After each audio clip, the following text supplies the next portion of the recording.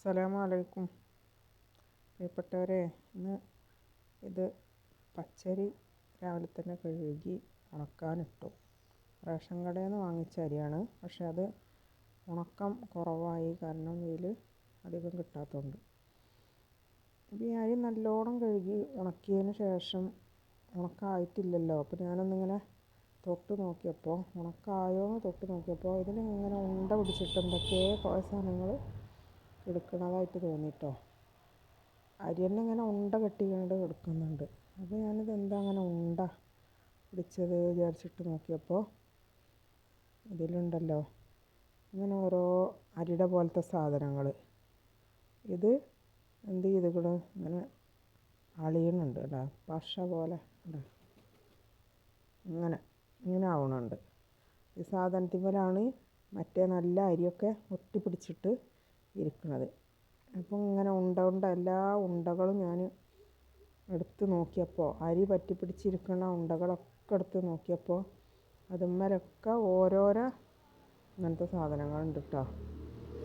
അത് സാധാ അരിനേക്കാളും കുറച്ച് വലിപ്പം കൂടുതലുണ്ട് ഇതിന് കേട്ടോ. ഇത്ര വലിപ്പമുണ്ട്. ഇത് ഞാൻ കുറേ പെറുക്കിയിട്ടതാട്ടത്. ഇതിന് വേറെ ഒട്ടലാണേ, അതുമ്മേൽ ഇങ്ങനെ ഒട്ടിപ്പിടിച്ചിരിക്കുകയാണ്. സാധാ അരി ഉണ്ടല്ലോ നമ്മുടെ, അതാണ് ഇതൊക്കെ സാധാ അരിയാണ്. ഇതിൻ്റെ വലുപ്പം നോക്കി, സാധാ അരിയുടെ വലുപ്പമാണ് ഇത്. ഇത്രേ ഉള്ളൂ സാധാ അരിയുടെ വലുപ്പം. പക്ഷേ ഇതൊക്കെ സാധാ അരിയാണെങ്കിലും ഇതിൻ്റെയൊക്കെ വലുപ്പം കണ്ടോ, ഭയങ്കര വലുപ്പം. അപ്പോൾ ഓരോ ഉണ്ടായിട്ട്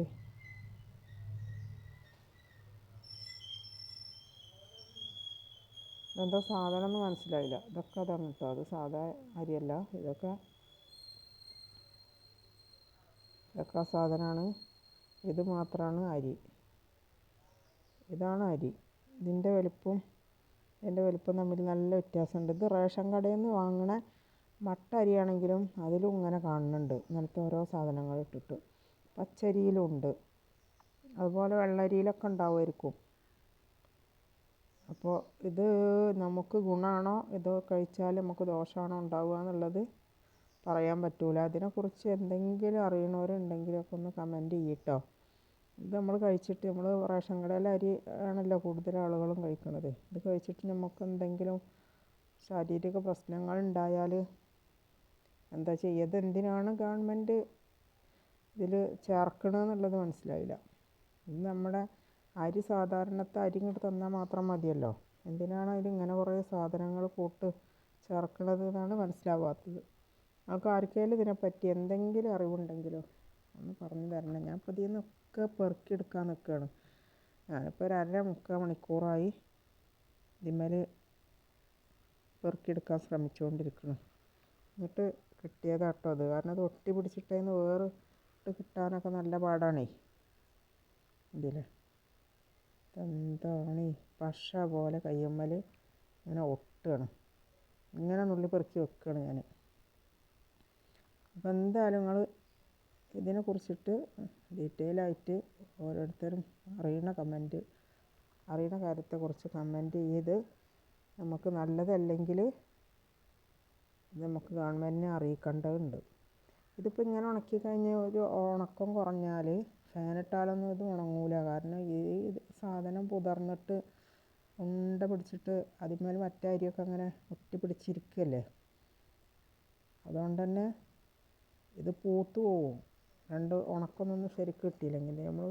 അല്ലാതെ നമ്മളുടെ സാധാ അരിയാണെങ്കിൽ പച്ചരി കഴുകി നമ്മൾ വെള്ളം വാർത്ത് ഫാനിൻ്റെ ചുവട്ടിലിട്ടാൽ നന്നായിട്ട് ഉണങ്ങി കിട്ടും. ഫാനിട്ട് ഉലർത്തിയിട്ടാൽ മതി. ഇതതിന് പറ്റുമെന്ന് തോന്നണില്ല. അപ്പോൾ ഇൻഷാ അല്ലാഹ് നിങ്ങളെല്ലാവരും ഇതിനെക്കുറിച്ചൊന്ന് വ്യക്തമായിട്ട് ഒരു കമൻറ്റിലൂടെ കാര്യങ്ങളൊന്ന് അറിയിക്കുക ഇൻഷാ അല്ലാഹ്. ഇത് ഫുള്ള് പെറുക്കി കഴിഞ്ഞിട്ട് എപ്പോഴാണ് അതിന് തീരാന്നൊക്കെ പറയാൻ പറ്റൂല. ഇത് 5 കിലോ അരിയാണ്. അപ്പം അത്രേ ഉള്ളൂ ഇന്ന്. അപ്പോൾ ഇങ്ങനെയുള്ള കാര്യങ്ങൾ എന്തെങ്കിലും നിങ്ങൾക്ക് അറിയണതുണ്ടെങ്കിൽ കമൻറ്റിൽ അറിയിക്കും.